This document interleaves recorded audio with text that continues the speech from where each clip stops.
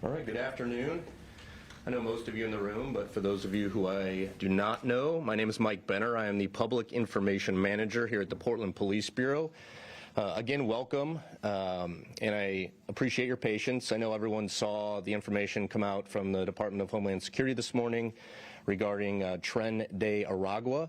Chief will address that. He'll have some remarks, and he also wants to address the protest activity from last night and what we expect moving forward and what our posture will be. And with that, Chief. Thank you. Good afternoon, everyone. Thanks for joining us today. I recently read the Declaration of Independence for the first time, and this great document we're going to celebrate 250 years this July. And there's that commonly referred to line about certain inalienable rights, and among these are life, liberty, and the pursuit of happiness. But the line that immediately follows what struck me as a seasoned law enforcement professional, and it says that to secure these rights, governments are instituted among men, deriving their just powers from the consent of the governed. And that is really a passion of mine and of the Portland Police Bureau, that we understand that we derive our powers from the consent of the governed, that Portlanders have expressed to us how they desire to be policed and how they desire to interact with their local law enforcement. That will always continue to be a priority of mine. And we have done that remarkably over the last year, particularly in the area of public order. I'm so tremendously proud of the way that we have all showed up, both our community, sometimes in the tens of thousands, or maybe minor protests, and even this week with the events in Minneapolis that certainly concerns us and raised the tension and the fear and the angst. And we had a demonstration that evening, and then the demonstrations last night and the public order events that are happening today and throughout the weekend.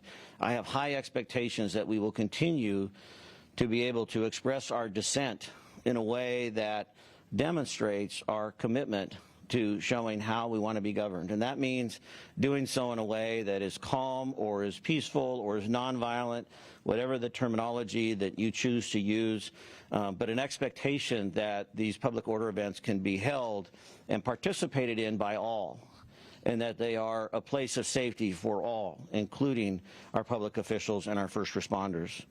Last night we had a couple of events that occurred, one that was across the street here at City Hall, several hundred participants, and then we also had several hundred down at the facility in South Waterfront. We, along with our partners from the Oregon State Police, were present down at South Waterfront last night. We did see an increased amount of energy and intensity, which we anticipated, given the events of yesterday and on the heels of Minneapolis, and appropriately so. I understand Portlanders' concern. I understand Portlanders' fear and frustration. I believe there is legitimacy to that, and we anticipated that there would be an increased amount of energy. Historically, this past year in our public order events, through dialogue, officers, through announcements, and through cooperation, we've been able to achieve results and minimize arrests and minimize conflict. Last night, there were some who chose not to follow the direction of the officers, and we were required to make a couple of arrests, 6 actual arrests for disorderly conduct. We had a couple of officers that were slightly injured. There was one force event not involving munitions, just a force event that will be thoroughly investigated and reviewed through our after-action process. But overall, considering the heightened amount of energy and concern last night, I'm still very grateful for the overall event and the participation, and in looking forward to the weekend where we can continue to demonstrate our ability to express those First Amendment rights. We will continue to be challenged with all of the various influences that are coming upon us, but I'm asking and encouraging Portlanders to not lose the credibility that we have built up, not only locally but nationally. I will tell you that police chiefs from around the country and I have talked about how Portland is managing, and I'm hopeful that although the concern is high, that we will have a peaceful but robust and active weekend. We encourage that participation. I was asked yesterday in the press conference about the Tren de Aragua group, also known as TDA. At that time, I did not have pertinent information as to their potential role or involvement here in the city. Doing some more digging, sought some more information. Once the names of the people who were shot yesterday by the federal officers came out, we were able to do some investigating on our part to see if there was any nexus or relationship with the Portland Police Bureau or regional partners. I can confirm, first and foremost, that these two individuals are in stable condition. They are still hospitalized. They are in custody of the federal law enforcement, but grateful that they are appear to be on the road to recovery, and I'm grateful for that. They do have some nexus to involvement with TDA. We can confirm that. We know that we had a shooting in Northeast Portland in July of this year, and the victim in that shooting was self-identified as a Venezuelan immigrant who informed us that the suspects in that shooting were associated with TDA. Based upon that, we've been working that case. It's an ongoing investigation, but we have been working that case, and there's also been involvement with the two people who were shot yesterday by the federal officers through some criminal cases out in Washington County. So this is a regional effort as we look at this group affiliation and the potential for violence that has occurred, and it's still ongoing, so I don't have details, and what I can say is there is an association with the two folks yesterday and TDA. I hesitated to even share this information initially because I'm very aware of the historic injustice of victim blaming, oftentimes portrayed by law enforcement, including this very agency that I've represented so proudly for so many years. And historically, we have not been quick to disclose the potential criminal history of others. But I felt it was imperative because I was asked yesterday in the news conference what information we have. This is information we have. This in no way draws a through line to the actions or the behaviors that occurred yesterday. I want to speak for just a moment specifically to my Latino community.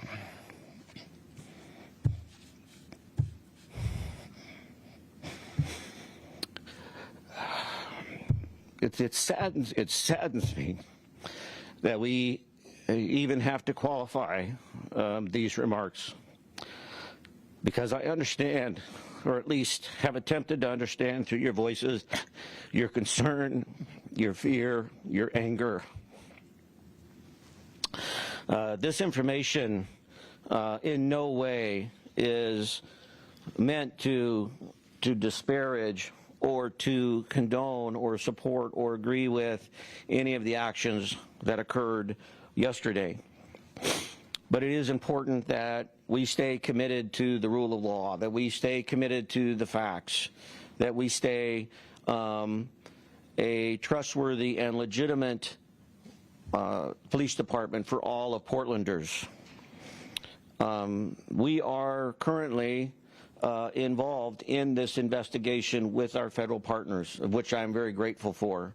And we have been able to assist and provide perspective and have a small area of participation as we as this investigation continues.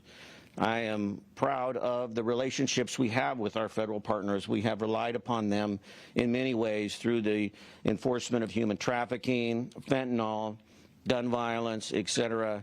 And I have appreciated their work on a local level, and their willingness to have us engage in the investigation at this time, I think, is a demonstration of that ongoing relationship and information sharing.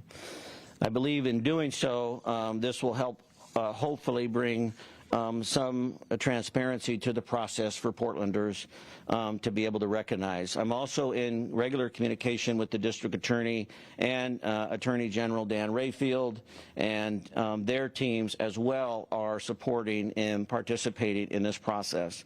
When I say participating, I want to be clear. This is not a parallel investigation by the Portland Police Bureau. We are present, but we are not conducting our own independent investigation.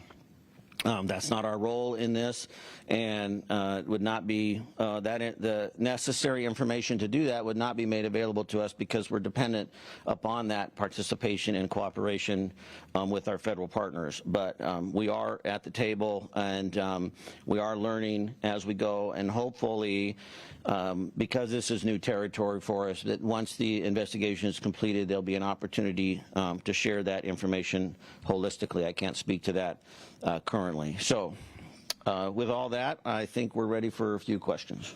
Yeah, we'll do we have about 10 minutes or so for questions and answers. And as Chief mentioned, when it comes to the criminal group Tren de Aragua, we cannot get in to great detail about these cases because they're open and ongoing. So I just hope you keep that in mind, and also just know how the questions might resonate with our Latino community, one that obviously the Chief has a great relationship with. So with that, we'll open up to questions and answers. Please state your name, who you're with, and who the question's for, and we'll have Chief do his best to repeat the question for the cameras as well. We'll start with Maxine.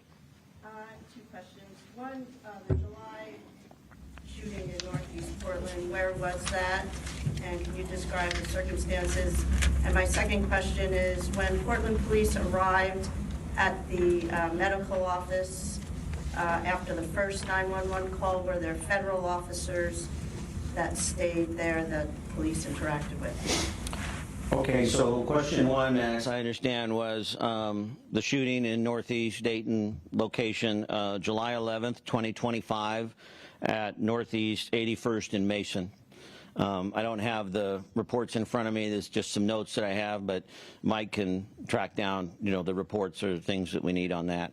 In regards to our arrival at the shooting scene itself at 101 in Maine, your question was whether or not federal officers were still present upon our arrival. Is that correct?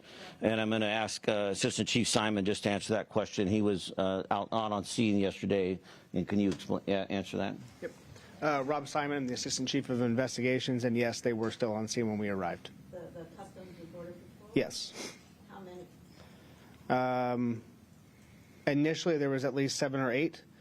Then that number quickly grew as their investigative team showed up from various other federal agencies. And the black car that was left behind at that scene, was that belonging to the federal officers? Since that's so integral to the part of the investigation, I'm going to limit that comment and not disclose that at this time. Adrian. Thanks. Adrian Thomas, KPTV. I think it's important to clarify PPD had no idea of this enforcement action by Border Patrol prior to it happening. And given everything that's happened in the last 24 hours, what's your message to federal officials if they are going to continue these types of traffic stops in terms of giving you a heads up if they're going to be in a certain area at a certain time? Yes, so we did not have any information ahead of time. Both of these events, the shooting scene itself and then where the victims drove themselves to, were reported to us via the traditional dispatch system. It is always complex when multiple agencies are working within one jurisdiction. So this is not unique just to our federal partners, but as police officers in the state of Oregon, we have authority throughout the state. So although I'm a Portland police officer, I'm designated as a state officer, so I could go do police work in Pendleton today. Typically when we do that, we do provide a heads up, just an awareness, so that the other agency knows what's going on, so we don't face some of these situations such as this. So, we're continuing to communicate to our federal partners that any information they can provide ahead of time so we can be aware of, to provide a greater level of safety and security for everyone involved, we are in favor of. We certainly can't mandate that or demand that, but that is a conversation that we've been having, and sometimes it has occurred and sometimes it has not. Yesterday was one of those where it didn't. I have 2 questions. First of all, thank you so much for this opportunity to ask some questions. One, aside from the affiliation or link to that July shooting, did these two individuals have any other criminal background? Had they been charged? Had they been convicted of anything, or was it just that suspicion with that July? I have been advised that the woman was arrested for prostitution in Washington County, and that the male was present when a search warrant was served in Washington County. I don't know if they were together. I don't know if that was simultaneous, but that's the information that we've received. And then my second question is about not just the tactics, but the rhetoric that the federal government has been using in relation to the immigration enforcement. How does that impact your ability to maintain your relationships with community members and to maintain trust? Yeah, so the question is regarding, the messaging that we see coming from the federal government, and how does that impact our ability on a local level? And I would suggest that this is challenging, not just on the part of the federal government, but really a responsibility that we all have in how we portray these events, and particularly when it comes to law enforcement action. As I've said earlier, I'm tremendously proud of this profession, but I'm also well aware of the history of policing in our country, and some of the harms perpetrated at the hands of law enforcement, and recognizing that I want to recognize and really identify that fear and that concern that people share has legitimacy. So on the other hand, it's in a profession that is called upon daily 260,000 times or so this year. In the last year in the city of Portland were calls for service. So people look to us regularly to step into spaces that are very complex and very difficult, usually with a great deal of risk. And the men and women of the Portland Police Bureau do that with immense bravery and training and preparation. And I am so honored to be able to be a part of that with them. Anytime that we have messaging that jumps to conclusions, anytime that we make assumptions or assertions, then we are definitely putting the entire system at risk. You're putting the investigation at risk, you're putting the legitimacy and the other officers' safety at risk, and you're certainly putting the community safeties at risk. And I think this is the crux of what we're really struggling with in a lot of ways, is we are all trying to find an area of certainty, which I totally understand. We are all trying to find an area of certainty, but the reality is that many competing truths can be held at the same time. Immigration enforcement is not new to this country. There was immigration enforcement under the Biden administration. There was immigration enforcement under the Obama administration. This is not something new. The manner in which it's being done is certainly new and questionable in terms of its approach, and certainly the emphasis is new. But the reality is that this building down in South Waterfront has been around for a long time. So that's a truth, but there's also a truth in, once again, the behavior and the actions that we're seeing that's causing so much fear in our communities, not just in Portland, but around the country. That's true. There's a role for public order. There's a role for demonstrations and for protests and for an expression of that first. That's a truth. There's a role for law enforcement to be able to provide that safety and protection for all Portlanders. That's a truth. These things can all be held at the same time.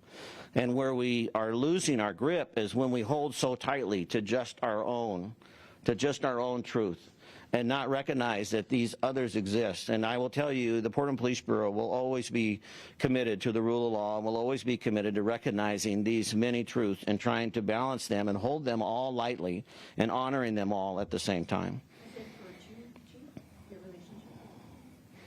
I think that our community, our relationship with the community today is stronger than it has been in probably at least decades of my career. I am so grateful. I have been on the phone almost 24 hours, other than a slight bit of sleep, with community leaders from across the spectrum. And that's why, even sharing this information around this association is so difficult and painful for me, because I understand from what I have been told that fear that suddenly this is going to be some wholesale blaming, this wholesale approval of the actions that happened yesterday, and that is not the case. Nothing that I've said today should be warranted in any way to affirm whatever happened yesterday as part of the investigation. But it is factual information we have. It is factual information that I was asked, and I felt the need to respond.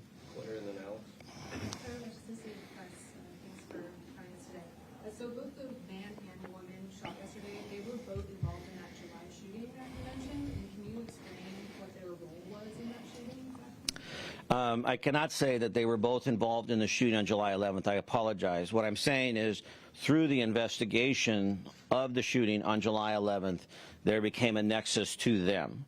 Whether they were involved, I do not know.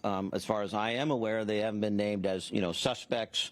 They haven't been charged in it. But because of the information Portland police officers received on the July 11th incident from the victim, we then proceeded down the investigations, which led us to this information sharing with Washington County. But they have not been confirmed as the shooters.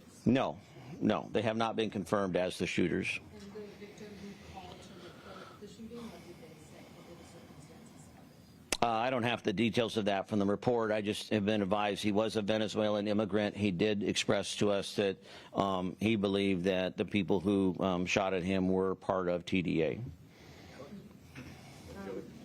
Now that the mayor has kind of explicitly said that he does not want ICE to operate in Portland, I'm curious, how does that impact your relationship with ICE and federal agencies, if at all? I mean, are you getting direction to evacuate it? Yeah, so the question was, with the comments from the mayor regarding having ICE out of Portland, how does that impact our relationships? And I appreciate Mayor Wilson. I appreciate his leadership, and he's been very respectful of understanding the importance that I place upon relationships with all parties involved. And so therefore, he has not given me direction otherwise to continue to be available. I've been on the phone today with some of our federal partners. We'll continue to be, throughout the course of the weekend and through this investigation. And I think that's really in the best interest of all Portlanders so that we can try to provide as much information in as timely fashion as possible. Joey and John. Thank you, Joey Bucket, Point 6. The federal government's spoken a lot about this group, Tren de Aragua, on a national and international scale. Based on the facts that you've seen, like you just referenced, what kind of presence does this group have in the Portland area? Well, we're learning more about that. We certainly can say that there is a presence. It would not appear to be as significant as maybe some have been led to believe. I don't know if AC Simon has any more on that. You've been in conversation last 24 hours, but you good with that?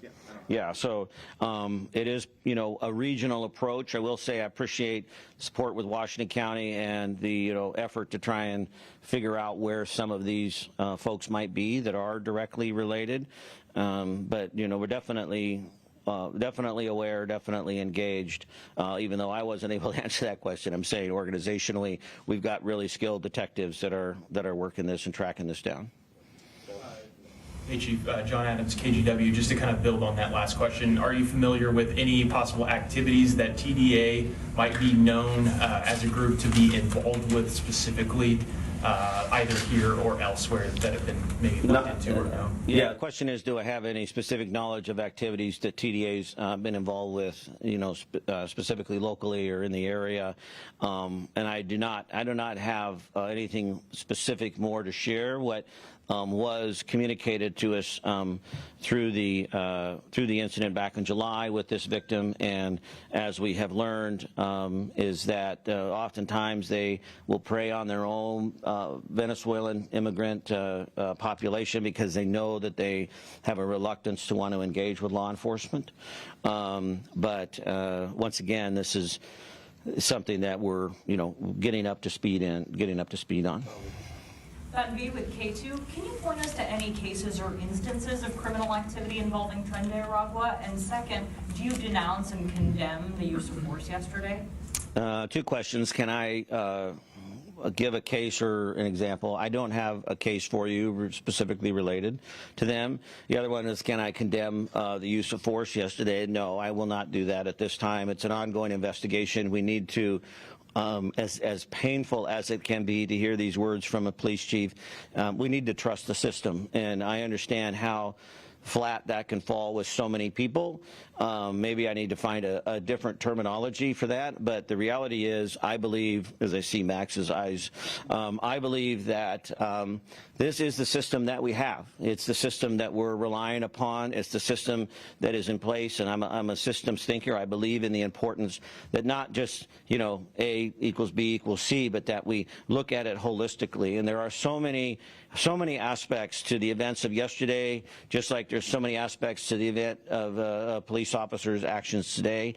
Not to draw a false equivalency, the events of yesterday, not only because of the seriousness, because of the effect on life, but also because of the national narrative and the intensity around it and all of the other collateral harms that we see happening. So I am going to continue to very much be committed and believe that the system can continue to work. And I have one quick example why I do that, and it was held right here in Portland, Oregon, in that building next door, where for 2 days, 3 Portland Police Command officers testified as the sole representatives for the city on why we did not need the National Guard deployed to the city of Portland. And based upon that testimony and based upon the excellent work of Portland Police Bureau members over the course of several months, a judge agreed with and cited in her report that the credibility of the Portland Police Bureau was definitely influential in that decision. And so the very fact that National Guard did not wind up on the streets of Portland is a testament to the behaviors and the actions of the Portland Police Bureau, and it's also a testament to the system continuing to work. So I'm going to continue to ask us and encourage us, maybe I got to find another line, Max, sorry.